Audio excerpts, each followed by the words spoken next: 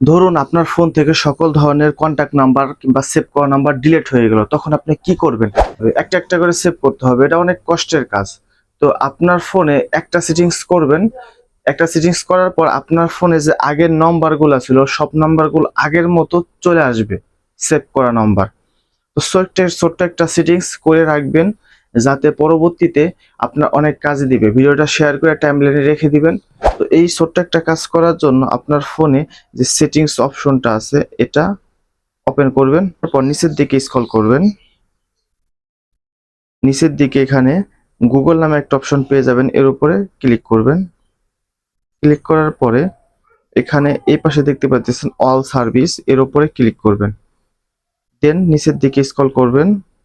নিচের দিকে স্ক্রল করার পরে এখানে দেখতে পাইতেছেন রিস্টোর কন্টাক্টস, এর উপরে ক্লিক করবেন। ক্লিক করার পরে এখানে দেখতে পাইতেছেন রিস্টোর নামে একটা অপশন দিয়ে দিয়েছে। এখানে রিস্টোর দিলেই আপনার ফোনে যে কন্টাক্ট নাম্বারগুলো ছিল আগে, সেই কন্টাক্ট নাম্বারগুলো আগের জায়গায় চলে আসবে। তো ভিডিওটা ভালো লাগলে অবশ্যই আমার চ্যানেলটি সাবস্ক্রাইব করে রাখবেন।